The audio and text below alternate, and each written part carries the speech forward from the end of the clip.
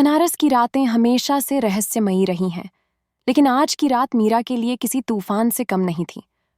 उस अजनबी की बातों ने उसके दिल में शक की एक नई लकीर खींच दी थी। वह तुम्हारे बहुत करीब था मीरा। मीरा के कानों में यह शब्द गूंज रहे थे। कौन था वह? क्या वह कोई अपना था जिसने आरव के साथ विश्वासघात किया? क्या आरव की मौत महज एक हादसा नहीं, बल्कि एक सोची समझी साजिश थी? साजिश की नई परतें। नाम बताओ। मीरा ने उस आदमी की कॉलर पकड़कर झंझोड़ा। आदमी बुरी तरह घबराया हुआ था। उसने रुद्र की ओर देखा, जो किसी शिकारी की तरह उसकी हर हरकत को भांप रहा था। अगर मैंने नाम लिया तो वे मुझे नहीं छोड़ेंगे, वह बुदबुदाया। रुद्र ने एक ठंडी मुस्कान के साथ कहा, अगर तूने नाम नहीं लिया तो हम तुझे नहीं छोड़ेंगे। आदमी हड़बड़ाया और इधर उधर देखने लगा।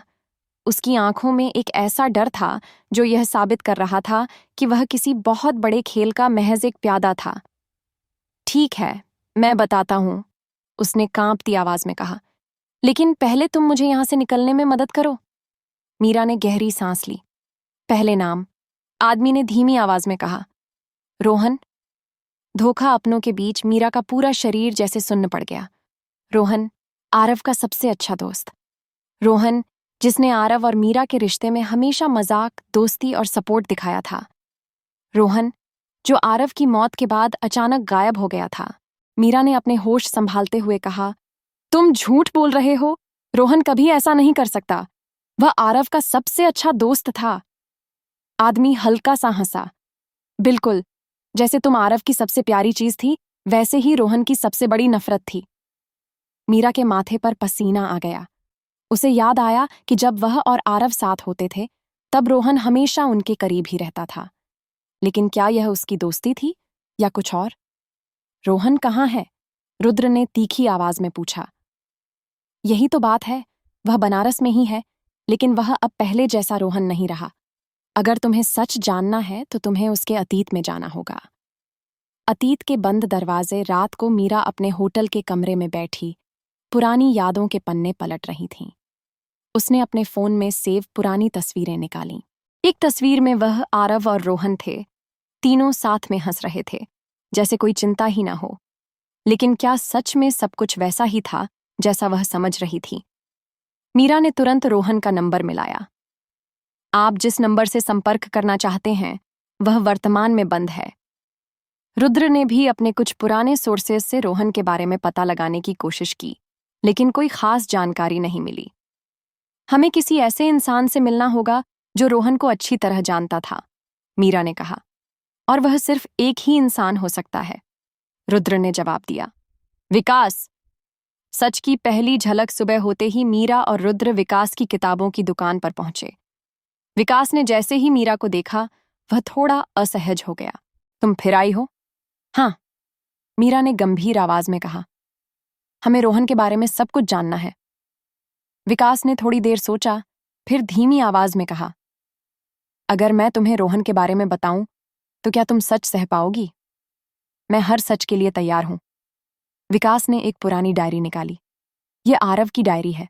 जब मैंने उसके मरने के बाद उसकी चीजें इकट्ठी की थीं, तब यह मुझे मिली थी।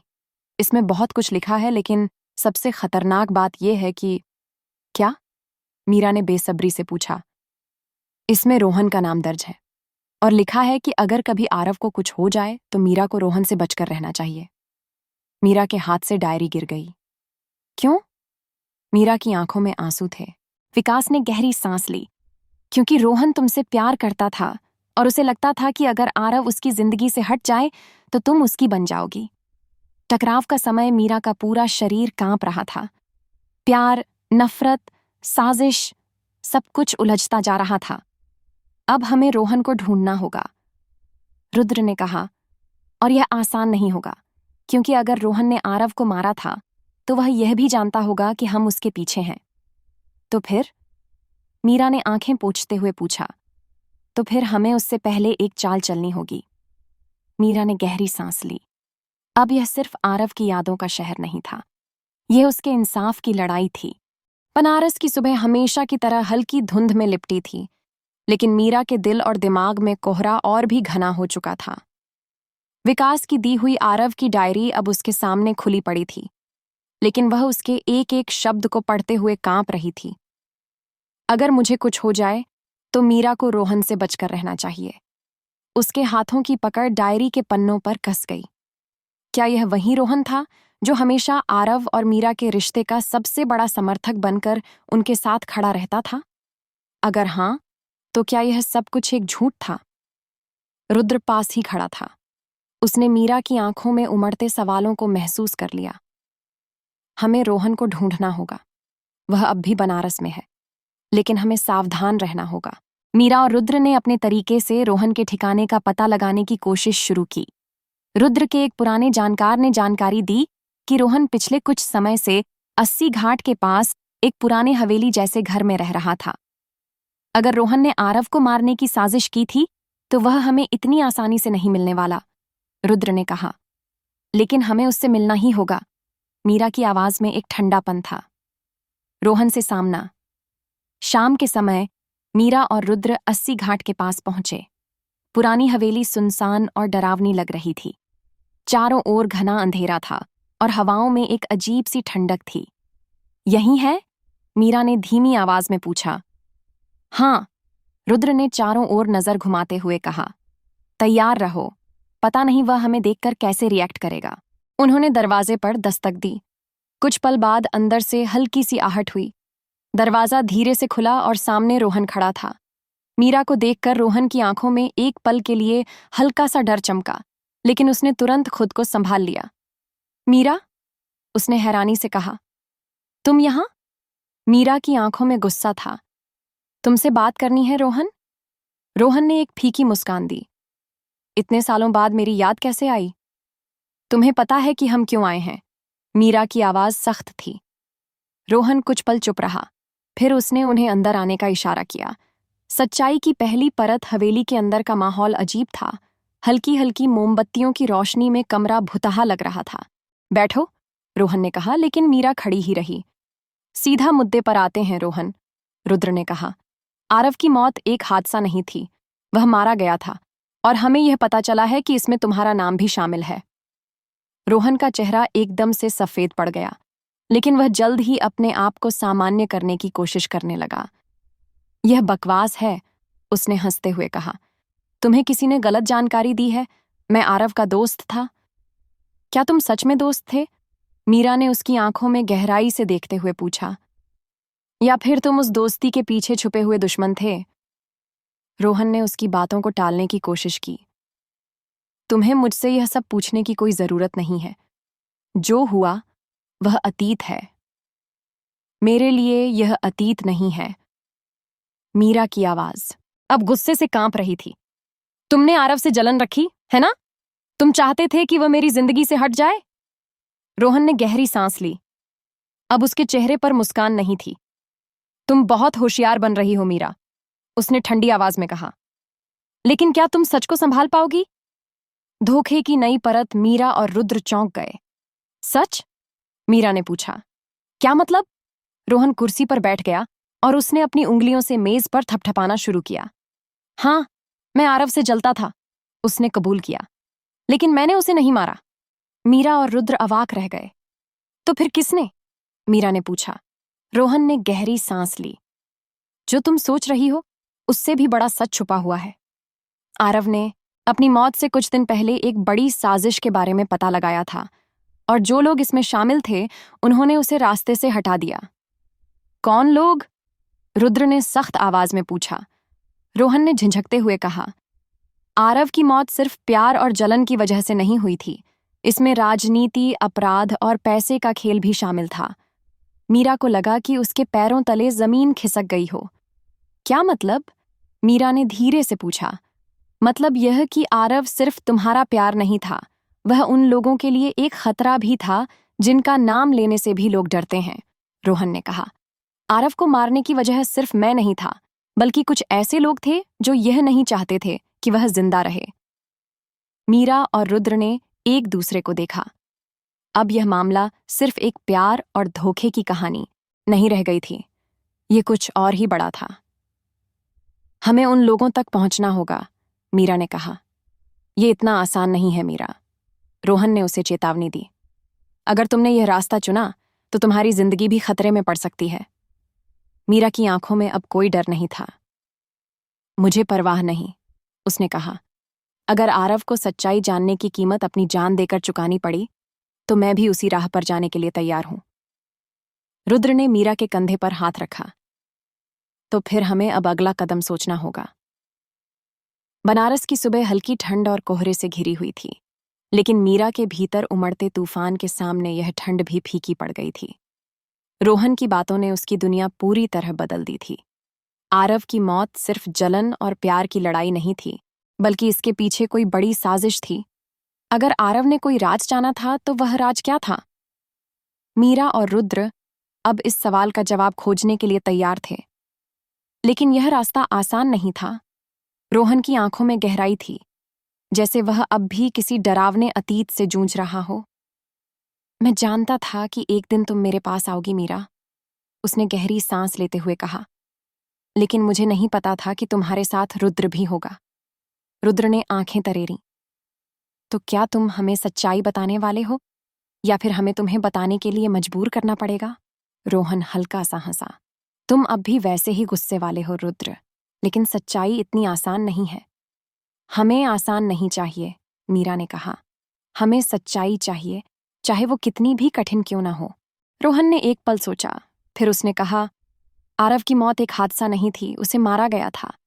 लेकिन जिसने उसे मारा वह कोई आम आदमी नहीं था, वह कोई ऐसा इंसान था जो बहुत ताकतवर है। मीरा की आंखों में गुस्सा भड़क उठा। नाम बताओ, रोहन ने सिर हिलाया। इतना आसान नहीं है मीरा, अगर मैंने नाम लिया तो सिर्फ तुम्हारी ही नहीं मेरी भी जान खतरे में आ जाएगी। रुद्र ने उसकी कॉलर पकड़ ली। अगर तुम सच जानते हो तो हमें बताओ।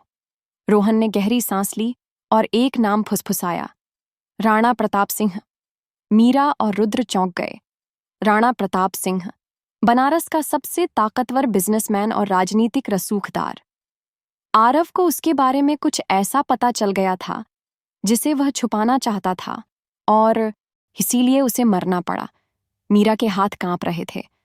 क्या पता चला था आरव को? रोहन ने आंखें बंद कीं। यह मैं नहीं जानता, लेकिन अगर तुम सच में यह सब जानना चाहती हो तो तुम्हें एक ऐसे इंसान से मिलना होगा जो आरव का सबसे भरोसेमंद था। कौन? रोहन ने कहा। सिद्धार्थ। सिद्धार्थ आरव का बचपन का दोस्त और पत्रकार, जो अब बनारस से दूर दिल्ली में रहता था। लेकिन मीरा और रुद्र जानते थे कि अगर उन्हें सच्चाई तक पहुंचना है तो उन्हें सिद्धार्थ से मिलना ही होगा। मीरा ने सिद्धार्थ को फोन मिलाया। घंटी बजी, लेकिन किसी ने फोन नहीं उठाया। क्या वह हमारी मदद करेगा? मीरा ने रुद्र से पूछा। रुद्र ने सिर हिलाया। अगर वह सच में आरव का दोस्त था तो करेगा, लेकिन हमें दिल्ली जाना होगा। मीरा ने तय कर लिया, अब उसे पीछे नहीं हटना था। मीरा और रुद्र रात की ट्रेन से दिल्ली के लिए रवाना हुए। बनारस से बाहर कदम रखते ही मीरा को महसूस हुआ कि वह अब सिर्फ एक प्रेम कहानी का हिस्सा नहीं थी। यह एक गहरी साजिश थी जिसमें प्यार, धोखा, राजनीति और अपराध का खेल था। रात के अंधेरे में ट्रेन की खिड़की से बाहर देखते हुए मीरा ने खुद से एक वादा किया, आरव, मैं तुम्हारे लिए न्याय लेकर रहूंगी। रुद्र ने उसकी ओर देखा। तैयार रहो मीरा, अब यह लड़ाई और खतरनाक होने वाली है। दिल्ली की तेज रफ्तार जिंदगी बनारस से बहुत अलग थी। ऊंची ऊंची इमारतें, हर तरफ भीड़ और भागती दौड़ती गाड़ियां, लेकिन मीरा के दिल में एक ही चीज चल रही थी, आरव की मौत की सच्चाई। ट्रेन से उतरते ही रुद्र ने सिद्धार्थ को कॉल किया। सिद्धार्थ, हमें तुमसे मिलना है, यह बहुत जरूरी है। कॉल के दूसरी तरफ कुछ देर खामोशी रही, फिर एक धीमी आवाज आई, तुम दोनों यहां तक आ ही गए हो तो मिलने आ जाओ, लेकिन याद रखना, यह रास्ता जितना आसान दिखता है उतना है नहीं। मीरा और रुद्र ने एक दूसरे को देखा। अब कोई पीछे नहीं हट सकता था। दिल्ली के एक पुराने इलाके में एक छोटा सा घर, यही सिद्धार्थ का ठिकाना था। दरवाजा खुला और सामने खड़ा था सिद्धार्थ, एक थका हुआ, झुका हुआ इंसान जिसकी आंखों में दुनिया का दर्द बसा था। अंदर आओ, उसने कहा। कमरे में हल्की रोशनी थी, चारों ओर बिखरी किताबें और कागज, जैसे यहां कोई पत्रकार नहीं बल्कि एक गुमनाम जासूस रहता हो। मुझे पता था कि एक दिन तुम आओगी मीरा, सिद्धार्थ ने कहा। मीरा ने गहरी सांस ली। हमें सच जानना है। सिद्धार्थ ने एक पुरानी डायरी उठाई और उसमें से कुछ पन्ने निकालकर मेज पर रखे। यह वो दस्तावेज हैं जिनकी वजह से आरव को मार दिया गया। मीरा और रुद्र ने पन्नों को देखा। एक बड़ा घोटाला, राणा प्रताप सिंह और कई बड़े नेताओं की मिलीभगत, बनारस में जमीनें हथियाने का खेल। मीरा के हाथ कांपने लगे। तो आरव को यह सब पता चल गया था? सिद्धार्थ ने सिर हिलाया। हाँ, और उसने यह सच दुनिया के सामने लाने की कसम खाई थी, लेकिन उससे पहले ही उसे... सिद्धार्थ की आवाज भारी हो गई। मीरा की आंखों में आंसू थे। कौन था जिसने उसे मारा? सिद्धार्थ ने गहरी सांस ली। इसका जवाब जानने के लिए तुम्हें बनारस वापस जाना होगा। वहां एक इंसान है जो तुम्हें पूरा सच बताएगा, पंडित जगन्नाथ। नए खतरे की दस्तक। मीरा और रुद्र दिल्ली से बनारस वापस लौटने की तैयारी कर ही रहे थे कि तभी एक काले रंग की गाड़ी उनके सामने आकर 4 हथियारबंद लोग बाहर निकले। सिद्धार्थ, तुमने बहुत बोल लिया, अब तुम्हारी बारी खत्म हुई। गोलियां चलीं। मीरा और रुद्र झट से नीचे झुके। सिद्धार्थ के सीने में गोली लगी और वह जमीन पर गिर पड़ा। रुद्र ने झपट कर एक बदमाश को मारा और मीरा ने तेजी से गाड़ी के पीछे छिपकर सिद्धार्थ को पकड़ा। सिद्धार्थ! मीरा चीख पड़ी। सिद्धार्थ के होंठ कांप रहे थे। मीरा, जगन्नाथ, खोजो। और उसकी सांसें थम गईं। मीरा की आंखों में आंसू थे, लेकिन अब डर नहीं था। रुद्र ने गुस्से से गाड़ी की तरफ देखा। अब यह लड़ाई और बड़ी हो चुकी है। मीरा ने खून से सने कागज उठाए। अब चाहे कुछ भी हो जाए, मैं आरव के कातिलों को छोड़ूंगी नहीं।